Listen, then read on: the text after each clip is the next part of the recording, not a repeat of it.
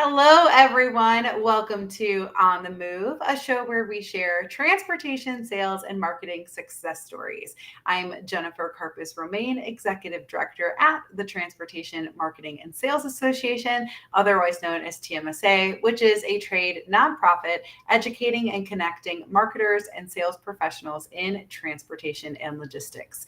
And today on the show, we have Taylor Vandersteenhoven, Enterprise Sales Manager at Revenova. Welcome to the show, Taylor. How are you doing today? Hey, Jen. Thank you so much for having me. I'm doing well. It's a big day today. Excited to have you here. And you have a really long history in the logistics industry. So can you tell us about how you got here and what has kept you here? Well, I'll start with the second half of that. What's kept me here, honestly, is the people, like yourself, the industry, and I've heard you say on this podcast, right? It kind of holds you in once you get your feet in. It's the community, it's the people. We are, all kind of essential workers in a way, keeping the world moving around, and I appreciate that about it. I fell into logistics at school in Tennessee. We had a great supply chain program, and I fell in love with the classes, solving problems, keeping the world moving, numbers, relationships, all of that coming together really excited me. And I got a job out of the career fair from the basketball arena and moved up to Chicago with a mid-sized brokerage and learned customer sales, like from the old American backhaulers way. Really hit the phones hard. I did that for a year. I moved back home when my husband was doing Army training and worked for my uncle's company. That was a brokerage that was acquired by Roadrunner. So I went into a family-run company that went in through a huge acquisition with a big company, and we went through the rebranding, restructuring. I grew with that group for about 8 years and joined a freight brokerage here in Raleigh and helped that company grow by 300%, rebranding, recruiting. I've seen everything from the freight brokerage world. And I had my second son this past Christmas and decided I maybe wanted to see what else was out there and not leaving the industry, right? It's hard to get away from it. But the tech side, there was an opportunity with Revenova. And I have watched this company grow. I've seen this group develop over the years, and it was all about timing. So I'm really excited to be here and have had a transformational year this year, going from brokering to tech. It's been fun. I love that story, and I wanted you to share it because I think when I was doing my research on you, I was so impressed at how long you've been in the industry. And I think it's great then when we go into the tech side, when the tech providers have that experience of actually being in the seat of the brokerages and understanding what those people are going through, how what we do on the tech side of things can actually help them. So I was really excited for you to kind of share your journey and what you're bringing to Revenova, that experience that you have. Yeah, I think it's really about being in the business of seconds, not minutes, right? We are in exception management is what we do. And we now, we're speaking still from the broker's perspective, right? It's hard to get away from it. But even on the fleet side of it, you're there to, help your customers be better, whether that's with cost or service. And I really understand what brokerages go through, and I'm learning now what fleets go through, and that's really exciting for me. The Revenova product has been supporting brokerages and multiple TIA board members we have as customers. It's a really established platform and system on the brokerage side. The fleet side is a new market for us, and it's really exciting to be expanding to the capacity side of the teams that are really boots on the ground running the operations that we all talk about. And this year, with the market being how it was, I'm seeing firsthand, thankfully, because of this opportunity with Roadrunner, how these trucking companies actually operate and the pain points that they've been going through and how their tech stack compares. And there's so much out there today, and I have so much to learn, which is, I think, the most exciting part. Mm-hmm. And this year in freight has been kind of tough, and we're now nearly through Q4, looking into 2025. What do you think we can expect when we get into next year? Like everyone, I wish I could predict, right? It's unprecedented times. I started in 2012 in the industry, so I've seen somewhat of some cycles, but nothing like this. None of us, I think, have really seen anything like this. We hopefully will see an uptick in manufacturing middle of next year. Q2, Q3 is, from the experts that I follow and what they're saying, it's all around manufacturing output and the housing market. Hopefully we have some interest rate cuts that continue. And this election, however that goes, it goes, right? We're going to move on either way. And I'm hopeful. I don't think carriers can continue to operate at the level that they are with the way costs have gone and rates have not. So something's got to give. And I'm hopeful that it's from manufacturing and the freight demand seeing a bit of a reprieve middle of next year. Thank you. And you've spent a lot of your career developing agent sales teams. How do you develop them to kind of weather these highs and lows of the storms of the market? Well, I think there's two things from, the support that they need, whether it's during the good times or the bad times. It's an open door honesty kind of thing, right?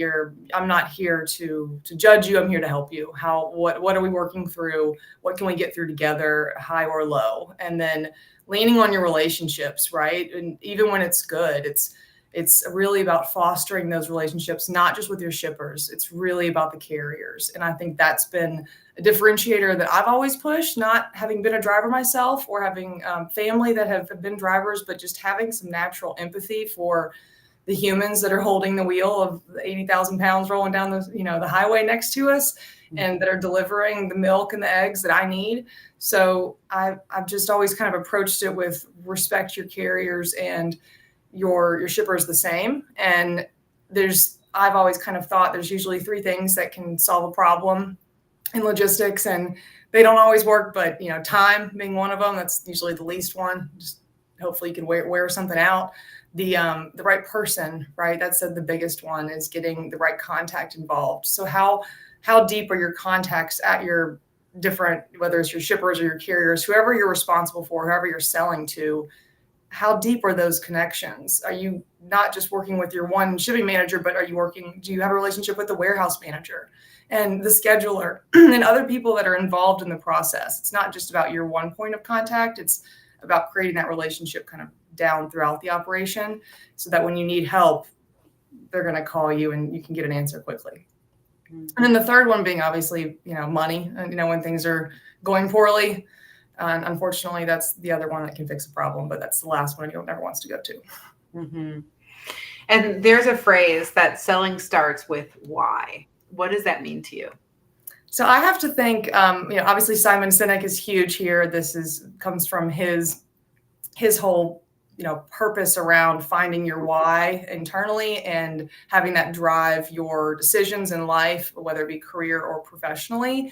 I was brought that by Annette Lighton in 2018. She's a mentor, friend, former leader, boss of mine that really helped me find my why, which is to help people. I really enjoy seeing somebody transform, helping them better themselves from a professional standpoint, whether it's moving up in their career or just solving a problem. I like being involved in that solution with other people.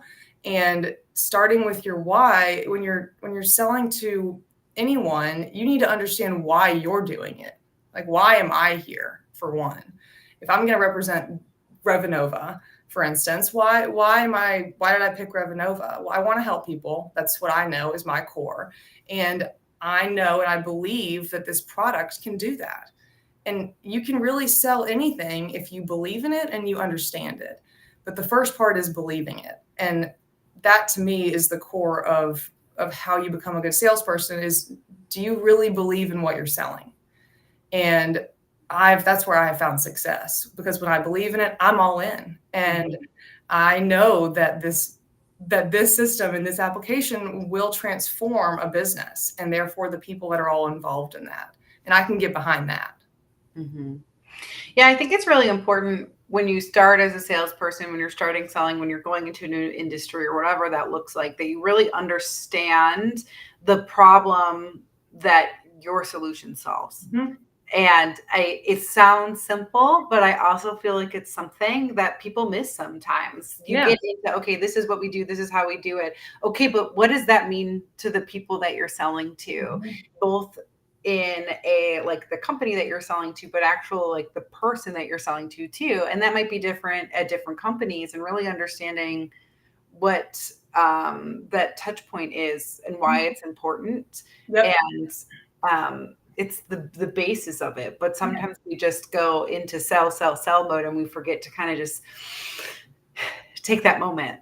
Well, I mean, I'm in the heat of it. I started with Revenova in March. I'm building my pipeline, right? So prospecting, the first stage of sales and building your pipeline, is mostly no's. It's 97% of the time a no. So it's that 3% when you get somebody on the phone that it is the right time for them and they are looking for a change. And then you get that 3%. It's then what? Okay, why are we here? We're not here because of me and what I've done. I'm here because of you. You obviously have something that I can fix. And let's see if I'm the right fit for you.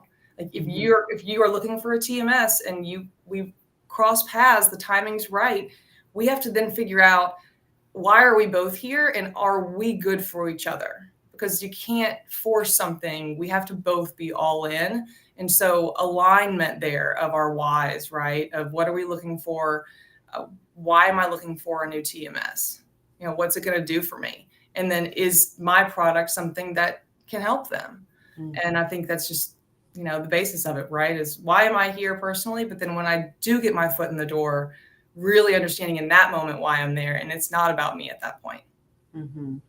In this theme, I'm thinking about what are some of the other things that sales managers in logistics miss. I definitely think a few things. One of the things I see is the lack of a real onboarding. Like you lead with like sink or swim philosophy. Like, oh, if you can make it here after your first X amount of days, then you'll be fine. But like, are we really setting people up for success in that way? And then also if you have an onboarding training, do you have ongoing training? And what does that look like? Is that some of the stuff that you've seen over the companies that you work with or the industry and over your time? So I think what sometimes people miss the mark on is maybe really more around what that salesperson needs, right? What is their role? What is their purpose? What is their why? And do they know your why as the leader, as the owner, as the company? However, I'm selling from a carrier's perspective or from a shipper's perspective, if I'm going to come in there and I'm going to represent our product, I need to understand why you are doing this too, right? What's your why? So I think, again, starting with that purpose of really explaining to people as they're onboarding throughout that of why we're all here and what tools do you have to make this successful, right? How am I going to support you? And then the presence of it is, I think most companies are really present in the beginning, right, of an onboarding, and you're always there, you're checking in. But how consistent are those weekly meetings? The issue that I've seen just in freight brokerages in general across the board is because we're in exception management, you never know what's going to fly down the road at you. So you're pulled, you never know when, to what direction to put out what fire, and that can mess up your schedule. And then you're late to a meeting, or you have to push something to make something else work. And the importance, from what I think and from what I've seen, is the consistency of showing up. It doesn't matter really what's going on, is you're there for your team when you say you're going to be there. And that presence of being on time. And the companies where I've worked, where every meeting starts on time and it ends on time, right? And we have a purpose and we have an agenda, but it's the starting on time thing that's hard. And I think sales people, where we want quick results, we want to move quickly. And I don't want to, have to be waiting on somebody else. I want my answer now. I'm in sales, right? I want to go. Let's do this right now. So when you're leading a team of sales reps, having those consistent weekly meetings, those touch points, and then being really diligent about showing up on time and leaving on time and being really respectful of each other's time, because I think that's so precious to everybody now. And really honing in on why we're there, that clear roadmap to success, right? Not only just from a commission standpoint of what am I making on a load by load basis, but where do I grow? Where am I in the roadmap, right, of the company, and how do I get there? I'm a millennial, but I have kind of older values too, in a way. And I think you're never really going to get that perfect work-life balance. I think there's no perfect balance, right? It's that give and take of what you need in that moment. But it's I just think it's about being consistent and being on time, honestly. Yeah, I think that's good. I know one of the things we've started doing internally at TMSA in our weekly calls are celebrating our weekly wins. And then what is there anything that you have that I can help you with? Yeah. And it's so, again, these are just very simple principles. But the reason, especially why we started doing the wins, is because we're a really small team. So we're always go, go, go. There's always 800 other things that we need to be doing and working on that we will often forget to pause and be like, hey, this worked really well, or this strategy, we achieved what we wanted to do here, or this, we met this goal. And setting smaller goals too, so you have more of those kind of milestone wins to achieve, which has been really helpful for us. Yeah. And I think that kind of fits into your, like, be present, be consistent, and make sure you're checking in. But like, these are ways that you can check in to make it more effective for your team. Because sales is really hard in any role that you're in, right? You have goals and you have challenges you have to overcome. And we as leaders have to support. We have to be there to motivate them. And you can't be responsible for everyone's happiness, but you can be aware of their state and what they're dealing with. And from one of the previous podcasts you had, we talked about it before. I really like that perspective of, everybody has, families and everybody has things going on, but when somebody's, having an issue, what else is there? Like, what else is behind that? I think I've come to realize that business is very personal, because I'm not changing who I am at 9:00, right? Like, I'm still the same core me from 9 to 5 that I am on the weekends. So I think you have to remember that we all are people, and salespeople have a hard job. We're, again, constantly hearing no. So you have to really keep that support and that, how can I help you? What can I do to make you successful? And not the old school mentality of how many calls have you made today? I'm learning as a new mother. I mean, the fear-based teaching doesn't really work. No, it does not in my household at all. It's the complete opposite. And it's like, okay, now we're not even at the beginning. We're like 8 steps backwards. Let's start over. Yeah, I think it's really important. And as you were talking about, okay, like, everyone's a person at the end of the day. This is who I am. I think it's funny because one of the things we talk about being successful in sales is building relationships, and that people want to buy things from people and not just from like companies or whatever. So we're utilizing that people are real people, but we forget internally that they are real people. So like, that goes both ways, right? We have to make sure that we're embracing that. And yes, there might be something going on in their personal life that they want to discuss or they don't want to discuss, that might be having hurdles, or maybe you have a new system in place, or maybe you have an old system that's clunky and they're not used to something like that, or they don't understand how the technology is connecting, or maybe it's a new account, or maybe it's a transferred account that they're catching up on. There's all kinds of little things that maybe they just didn't sleep well last night and they're taking extra time. We don't know, but I think having those regular checkpoints, like you said, is really important, because it can help establish that. And we're never going to know how we can help and push that person further if we're not checking with them, asking them, and also looking at their body of work and how things are going. And maybe they are really successful selling 80% of your business, but they struggle in that extra 20%. So maybe they need to have training in that, or maybe they just don't sell that and somebody else does. Like, figuring out those different points and really checking in is important. Yeah. And being aligned throughout that whole thing, right? From a monthly, quarterly basis, what are your goals? Where are you against them? Where are you struggling? And just being very self-aware and honest, right? It's, that's the glory of sales, is the numbers are the numbers. It's not as, you can't measure some things out there like you can as easily with sales. So when you're specifically talking about a sales team, it's really being aligned and clear on where we're going and how you get there. And again, like you said, figure out where they're struggling. If somebody's not meeting their numbers, there's a reason why, and trying to understand why. Right. And one of the things we were talking about before we went live was a shifting from being an individual contributor to then taking a manager role, and how challenging that is, because we can be the very best at being a performer in a sales job, and then we switch to being a sales manager, and that is a very different role. So what kind of advice do you have for that shift and what people should be preparing for in that? Yeah, I think it was a big learning experience for me personally. I have really always, thought, I want to manage people, I want to lead, and I really do. I want to lead, and I love that aspect of it. But managing people is hard because you can understand how to do their job, but that's not why you're there. You're not there to do their job. You're there to help them help themselves do the job. So it's taking that step back of knowing when to step in and when to not. And sometimes for me, it's just kind of trial and error, right? Is how you kind of figure it out along the way.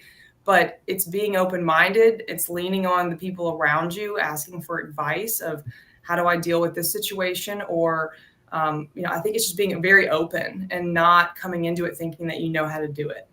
Because I didn't take, how to be a manager one-on-one in college personally. But it's just, there are obviously resources out there, but you really have to experience it. And again, being aware and being just being present. Mm-hmm. I think too, it's interesting because I always feel like there's one trajectory. So you do sales, sales, sales, then you become a sales manager, or you do marketing, marketing, marketing, become a marketing manager, director, leader. And I think sales, especially, we should also understand that maybe not everyone should be a manager. And how can we still present career growth for our top performers without then just moving? Because if we move every top performer into management, then you're losing all your top performers too. And so what does that look like? And I do think thinking outside of the box and creating career growth, that maybe not just be managing people, like that shouldn't be the only way forward. And sometimes I feel like at companies it is. Is that something you've experienced? I think you're probably right on there, and I think you thankfully I've worked with teams that are very flexible and nimble and all about the strengths of the person, right? It's not putting the person into the seat. It's how can we make sure that the right person is in the right seat, and if they're not, what does that seat look like? So I'm thankfully now, Revenova has been incredible so far, and from what I can tell, this team is very open and flexible, and there's been a lot of promotion from within, because it all starts at the top, right? Around how leadership and ownership want the company to be driven, and how they see hiring going.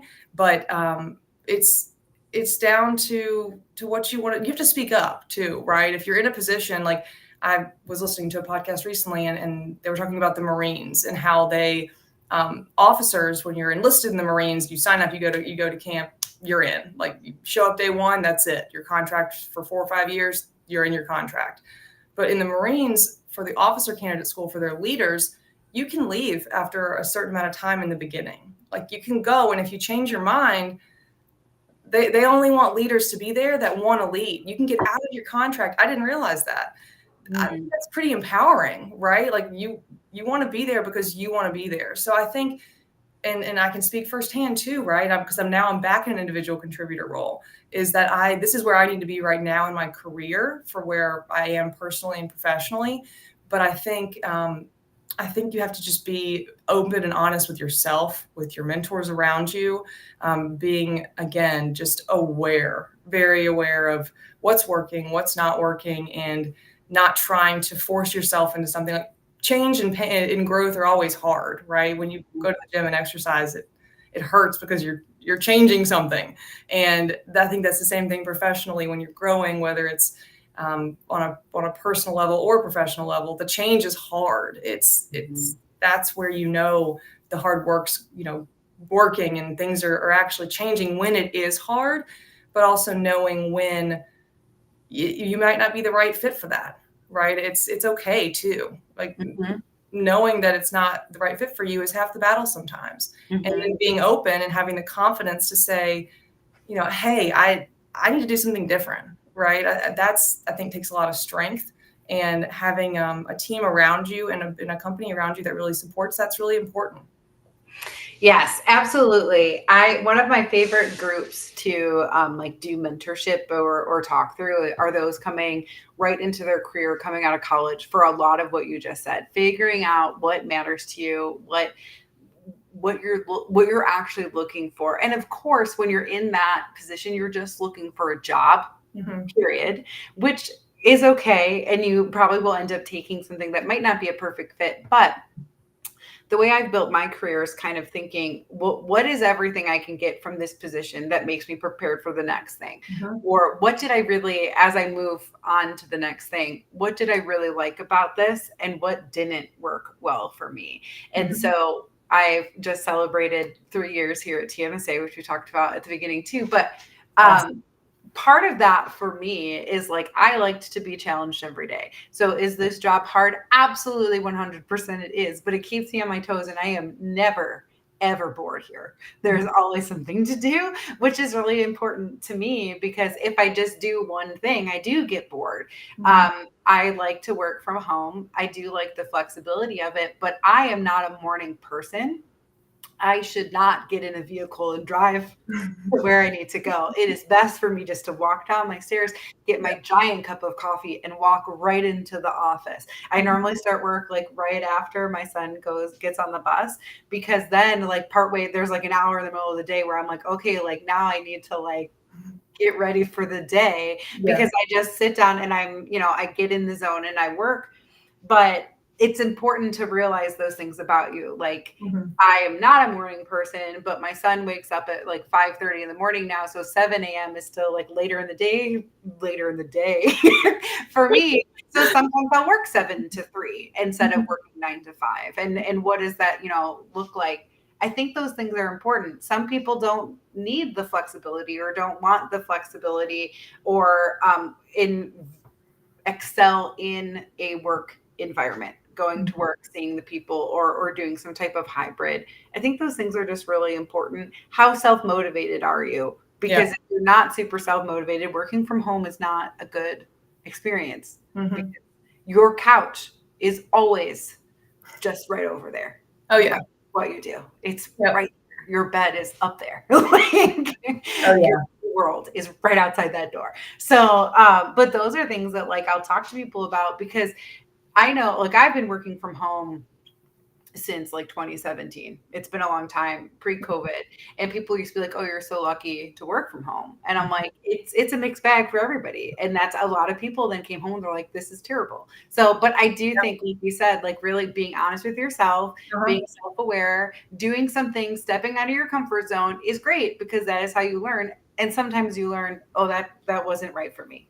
And that's what you do. I was pre-COVID working from home, and everybody was so excited about it when COVID hit. And I'm like, I mean, it's great, but like, it's not as easy as you guys think. Like this is hard. Like you have to really focus, and you have to be very diligent about managing your time. And you do have that flexibility, but what comes with that is responsibility, right? To self-manage, to be really honest with yourself. And I try and really end every day being very proud of what I did that day, of like, okay, we've accomplished something very strong today, whether it's hitting your numbers that you need to, or getting a project done, or getting something out the door, but getting something done that day that you're proud of. It can be little, but it's just something that I know I had a successful day. Right.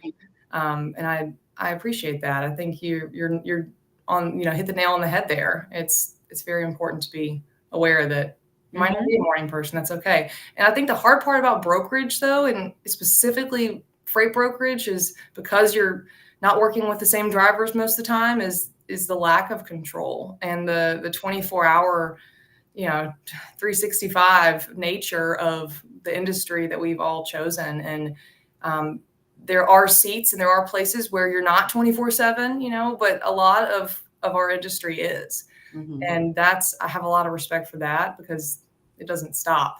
And the convenience of how we want everything is not going to stop anytime soon. So it's pretty cool. We have a very cool industry here, and there's a lot of hardworking people. Absolutely. We did talk a little bit about how we want how quickly we want things also comes with efficiencies. What are some of that tech side efficiencies that you're seeing in the market right now or coming down the pike for next year? Yeah, I saw some really cool things. Honestly, I hate to say back in my day, but truly when I started brokering back in my day, makes me feel old and gray, but it's true. We were faxing dispatch sheets to drivers. We had 7 pick 5 drops loads. They were 20 different PO numbers on one shipment. He or she had to have that 1 page dispatch sheet, and we were faxing them.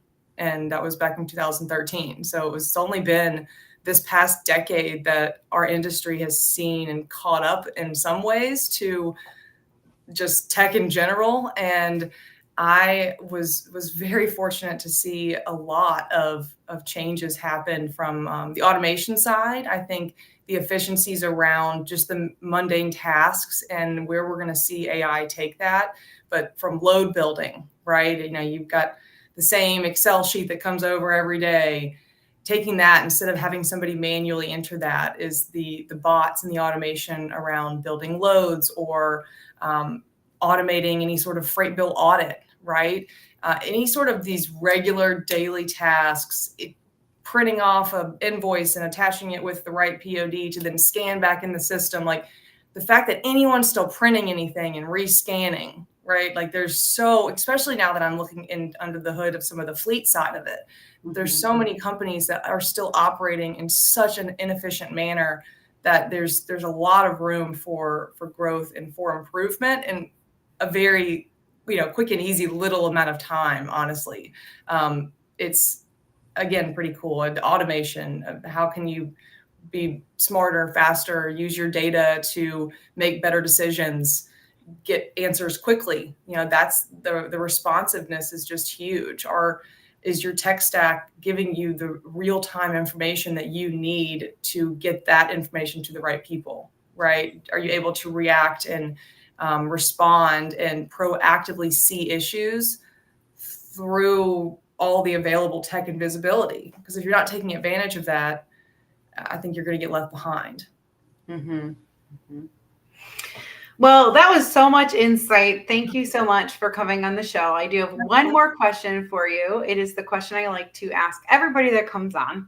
So if you could go back in time and advise a younger Taylor anything, personally or professionally, when would you go back to and what would you say? So I think I would probably go back. This was a great question, by the way. I love that you asked this because it really made me go pretty deep. And I've been thinking about this for a while. And I think I would go back to the very beginning of my career. And I would go ahead and give myself that find your why lesson that Annette gave me and start with that early on. But I would take it a step further and I would tell myself to take that in my kind of my moral compass and filter all the decisions that I wanted to make professionally and personally kind of through that, right? And running your decisions on how, hey, I want to take this step or I want to do this. Is that aligned with me and my moral compass and my ethical compass? So in the very beginning, I think, and I think you learn with time, but I think younger Taylor could have probably heard a little bit more of, you're here to help people. You have a strong voice. You can speak up. And if you see something that's not right, it's okay to speak up, right? Mm-hmm. Live up to your why and don't hold back. I've always, thought you never lower yourself or your standards for the sake of someone else. So keeping that moral compass high and really looking out for myself. I think you said it, we were, touching base earlier, like have a brag box. I love that. Like, what have you done well? Like, have somewhere to go that's going to give you a little bit of insight as far as how well you are doing. Mm-hmm. Yes. In one person, we had a keynote speaker at TMSA once, and we ended the show, and she made everybody kind of get in groups and say one thing that they were really proud of that they did lately. And she said it could be personally or professionally, but she said one thing that you did. Not your team, not your kid, you. And it was so funny how hard that was for everybody because you instinctively go to your team, oh, my team did this great thing, or like, let me tell you how cool my kid is and like all this stuff. but when was the last time you really sat in and thought about yourself? And so that's part of why I started to do that in our team here, because you don't, everything that you do is like, okay, that was great, moving on. There's all these other things to do. But taking that pause and really thinking is great. Yeah, I think so. Yeah, absolutely. You got to be your biggest cheerleader. Mm-hmm. And it all starts with you. That was what I learned. I've been to so many conferences this year and gotten to meet so many cool people. And the keynote speakers and just everything that I'm gathering from this is really helping kind of shape me into a better professional in this industry. And this opportunity to be here to speak with you, I'm really grateful for that. I'm happy to talk again and see you at some point. I'm excited. It's very nice to meet you today. Thank you. And as we were speaking about trade shows, I did want everybody to know that registration for Elevate is now open. We will be going to Austin, Texas next June 8th through 10th. So if you want to go ahead and register, you can scan that code. Have exciting things planned for the show, and more things will be coming out. We are also accepting call for speakers. So if you're interested in speaking at Elevate, we are accepting applications for that now through December 31st. I realize I do not have a QR code to pull up for that, but we will put it in the show notes, or you can check out all of our social media has that in it as well. So thank you to everyone that's listening, and thank you, Taylor, for coming on the show today. It was lovely to talk with you and